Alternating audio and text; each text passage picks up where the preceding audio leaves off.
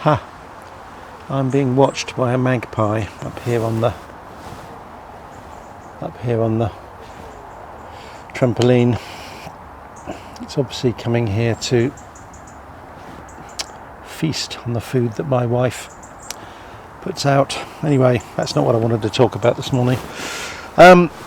It's quite noticeable sitting here. I'm in the garden again.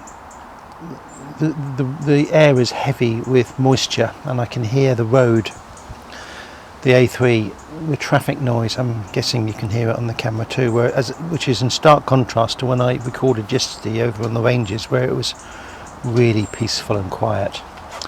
Anyway, I will persist. This morning I gave out a notice at church. I was doing three things this morning. I was setting up the PA, which all went very well, and I was doing kids singing, which I'll talk about in a minute. But the first thing I did at the beginning of the church, I asked permission to give a notice out about the Belief Workshop, this new initiative. I wanted to encourage everybody in the church to think about working with me, that we might all become better at sharing our faith.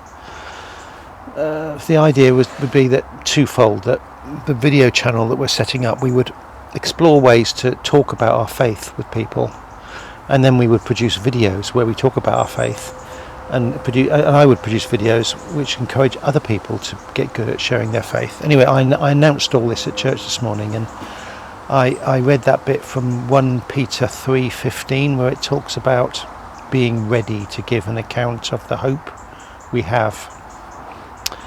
I asked everybody to put their hand up if they felt inadequate to this, and I asked them to keep their hand up if they would like to maybe do something about it. And sure enough, almost everybody had their hands up.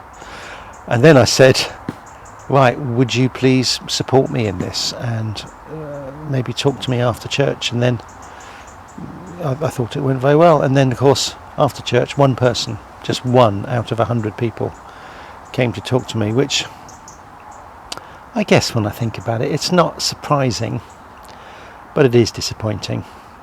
It feels to me like in order for me to make this idea really work, it's going to have to come from me, and I'm going to have to invite people individually.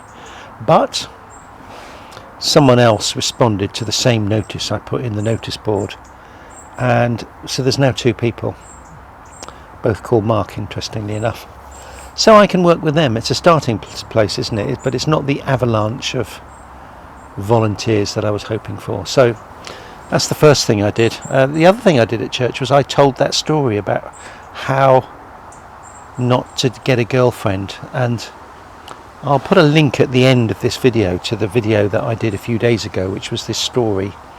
And I told this story to the church. We've got this thing at church that we call kids singing, where a grown-up sits up the front and all the young children come and sit in front of you, and then you tell a story and sing songs and what have you. It's normally a Bible story or something like that. And this morning I told that story that I told about falling off my bike in front of a young lady in order to get a conversation with her.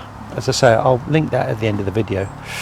And it seemed to go down very well, and the conclusion of the story was that if we want to achieve things in life, if we want something the conclusion of the story really was, if in order to let me think this through. To get stuff out of life, we have to learn how to ask. Basically, to get what you want in life, you have to ask, and that includes praying, asking God for things. And there's that bit in Matthew about if you as a parent give good things to your children, how much more will our Heavenly Father give us good things if we ask Him for them? So the whole thing about the talk was about prayer, learning to pray, and I thought it went down very well. So that's pretty much it for today. That's all I wanted to say, but I will link now this video, so please do go and have a look at that video which tells the story that I used in kids singing this morning. Cheers.